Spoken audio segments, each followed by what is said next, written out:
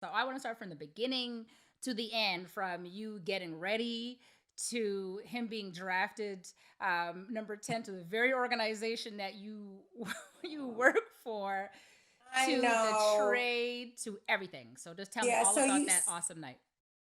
so you know that this was like a question that I feel like has haunted me for years, Mm-hmm. right? Like Mm-hmm. even this morning when I told you I had an interview with a reporter this morning, it's that still came up like, how did you feel about that draft night? How did you feel? Like, So so just going back, in preparation for right. the draft night, like traveling to New York, checking into the hotel, like just knowing what was ahead of me. Um, I don't know, it was just so surreal. You know, I had 1,000 different emotions going on, like excitement, of course, a sense of pride, and I was so proud of Mikkel. Fear, knowing that my baby's going somewhere and he's kind of starting his own path now, so I was just a mixed bag, thinking about everything. And then, all right, now fast forward to getting dressed. And I had someone actually come in and do makeup. So that was just a crazy experience in itself. I'll spare you the details, but I remember I don't wear lashes, but that was the one time in my life where I wore lashes. And I remember like saying, I don't know if I'm going to make it through tonight. I'm going to cry these things off, because I kept intermittently crying the entire night. Um, if I can summarize that night, it was definitely emotional roller coaster for sure. Just getting there, stepping my feet. I remember just walking on the floor to go to the table to sit down. I had already started crying, and this agent looked at me like, "Oh boy, this is gonna. I don't know how T's gonna survive this night." And I was hugging Mikhail. I said, we did this. Like, you did this. Like, um, all the naysayers that said this wouldn't happen, like, you proved them wrong, and this is your night, and relish in that, and just know that hard work pays off. And you're certainly blessed, and there's the star is the limit from here, kid. Yeah, I call him kid. I still call him kid. I Oh, said, the star is the limit from here, kid. And he said, he gave me a pound. We did this now. I said, all right. And sat down.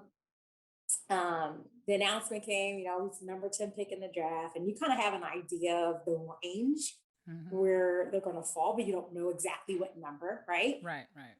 So they called his name. I kind of sat in shock for a couple seconds, like, team, and for a good, let's call it 5 minutes, 3 to 5 minutes, it was like I felt like it was like a dream, like the shoe fit, like I'm a princess, and we tried on the shoe and it fit, and it's amazing because here I am, the organization that I'm working for, kind of was the VP of HR there at the time.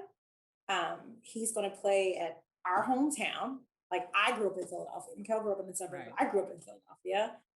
It's love going to Sixers games growing up, watching Sixers games with my dad.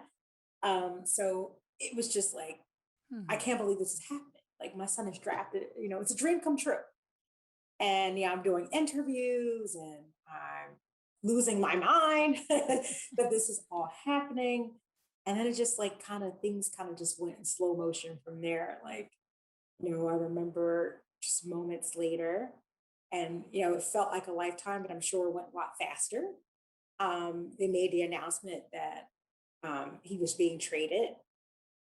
And I can tell you, I, I just couldn't believe it happened, at Yeah. the time Yeah. that he was being traded to somewhere and it's really far away on a different coast, west coast.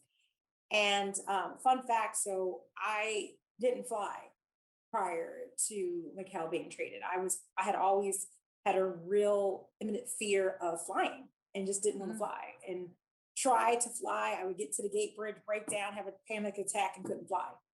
So of course, Wow. all of this is going through my head like, I'm was saying, like just so many thoughts that Of it was course. hard to even fathom like Yeah. what next steps would look like for him. Yeah. But I think at the end of the night, I just remember saying that it is still truly a blessing that my Right. son was a number 10 overall pick in the draft. And that is amazing. And that is to Yep. be celebrated.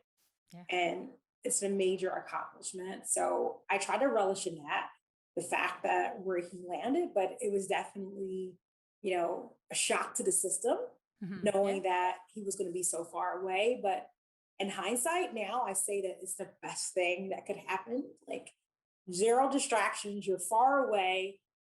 You can kind of focus on ball, like you have nothing else, like you don't know anyone here. Yeah.